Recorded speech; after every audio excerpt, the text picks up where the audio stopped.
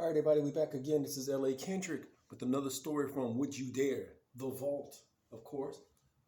Um, we're here, we talk about, this is one of my channels on YouTube. This where we talk about everything cryptid, paranormal, supernatural, extra dimensional, just things that you don't normally talk about on a day-to-day basis. All right. So like, share, and subscribe with me so we can get that Q&A going. Live stream the Q&A from anywhere. I think we can do it from the laptop, but I want to be able to do it from, like, say, a cell phone or something like that and live stream straight to YouTube, which is phenomenal to be able to do. So today we're going to talk about the Lizardman of Scape Ore Swamp, okay? It's out of South Carolina. It's a pretty intense encounter, and it's some things that I didn't even know about. So we're just bringing it up and talking about it because it has a long history, not just the one or two articles that are out there. But here we go.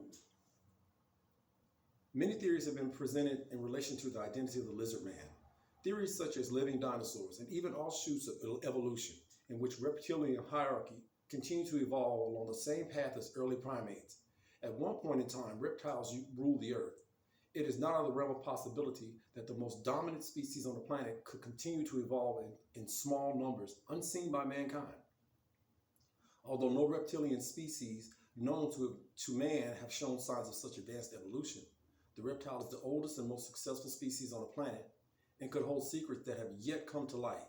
In Lee County, South Carolina, a strange reptilian humanoid was reported on several accounts. Here's the Creek Indian legend. Creek were a Native American confederacy forming the largest division of the Muskogee family, primarily in Alabama, Georgia, and South Carolina. They received their name from the English on account of the numerous streams in their county. According to the myths and tales of southeastern Indians by John Reed Swanton, in 1929, the Creek encountered a human-sized lizard monster in the area. And the story goes like this.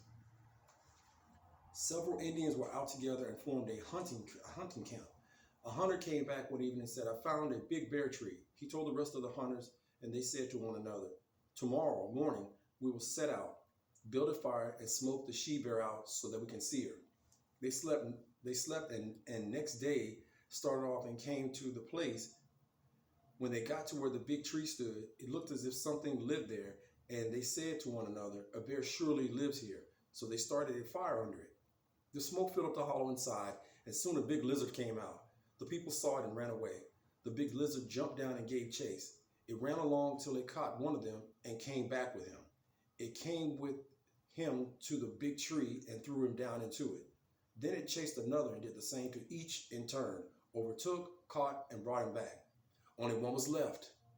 It chased him, and after it had gone a long distance, overtook him and brought him back.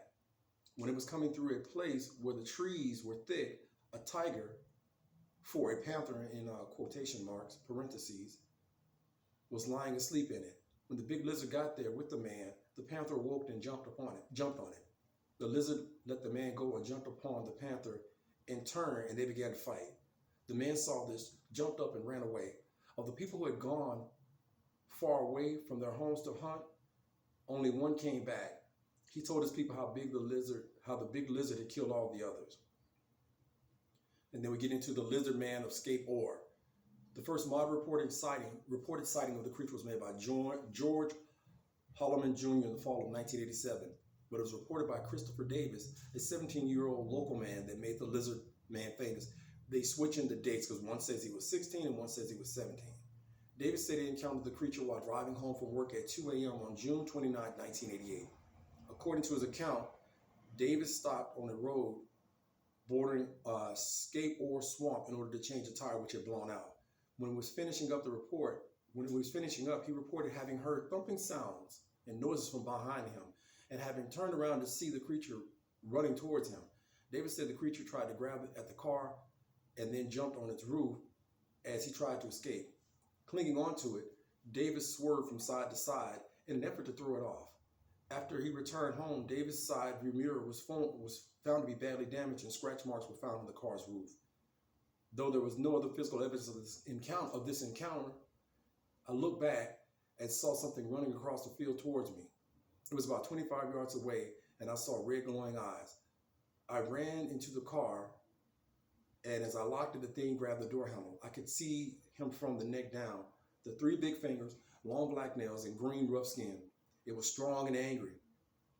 I looked in my mirror and saw a blur of green running. I could see his toes, and then he jumped on the roof of my car. I thought I heard a grunt, and I could see his fingers through the front windshield. Where they curled around on the roof, I sped up and swerved to shake the creature off. In the month that followed the Davis sighting, there were several further reports of a large lizard-like creature, and unusual scratches and bite marks found on cars parked close to the swamp. Most of these were said to have occurred within a 3-mile radius, 5 kilometers, of radius of the swamps of Bishopville. At the time, local law enforcement officials reacted to reports of the Lizardman with a mixture of concern and skepticism, stating that a sufficient number of sightings had been made by apparently reliable people for them to believe that something tangible was being seen, but also that it was more likely a bear than a Lizardman.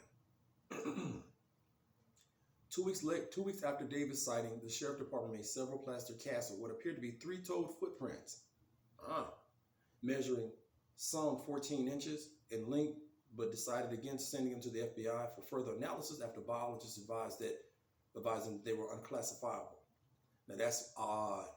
According to the South Carolina Marine Resources Department spokesman Johnny Evans, the tracks neither match nor could they be mistaken for footprints of any recorded animal. Evans also dismissed the possibility that they could have been made by some form of mutated creature. The sightings attracted interest and tourists in seeing the creature and hunters interested in tracking it. And a nearby radio station, WCOS, offered $1 million in reward to anybody who could capture the creature alive. However, the reports of the creature began to decline at the end of the summer, with the last credible sighting of the year being reported in July. On August 5th, Keith Orr, an airman stationed at Shaw Air Force Base, filed a report with the police saying that he had encountered a lizardman on Highway 15 and that he had shot it and wounded it. He presented several scales and a small quantity of blood as evidence. Orr recanted this account 2 days later when he was arraigned for unlawfully carrying a pistol and the misdemeanor offense of filing a false police report. According to Orr, he had invented the sighting in order to keep stories about Lizardman in circulation. I wonder, or was he just coerced into doing that to keep the heat low, if you know what I mean? The Lizardman was described as having green scaly skin with either red or orange eyes and 3-fingered webbed hands. It stood about 7 feet tall and had a stride of about 40 inches. The Lizardman of Scape Ore Swamp is said to inhabit areas of swampland around the Lee County, South Carolina, with the sewers in town near the swamp. Then they've got all these images and pictures of this thing. So that's the Lizardman story.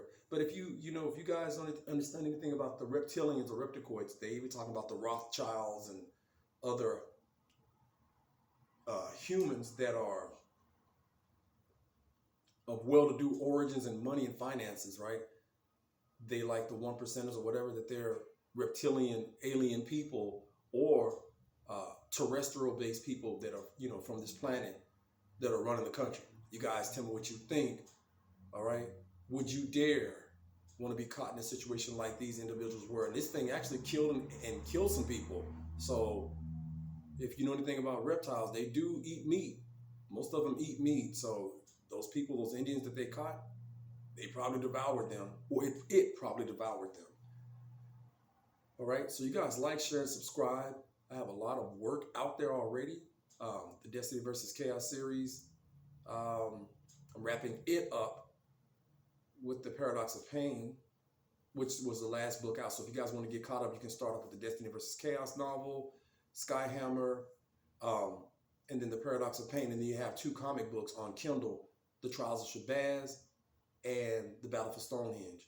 And then we have the kids versions of these things that we're talking about, and it's called The Benefits of a Bully. That's the first book, and then you have the latest book, The Onyx-Eyed Kids. So again, they tackle these kind of things that we talk about, and this is basically, like I say again, for the fans and give you guys something to talk about, so we can pick each other's brain when the Q&A goes live. All right. So again, support the work, and until next time, make sure you check your homes, the dark recesses. You check your closets. If you work late at night, right? Make sure you check under your car and inside of your car. And if you're working late into the mornings, do the same when light is low and visibility isn't that great. Because you never know what's lurking in the dark to make you a story. This concludes another episode 16 of Would You Dare? The Lizardman of Scape or Swamp. You guys, feel free to fill in the rest.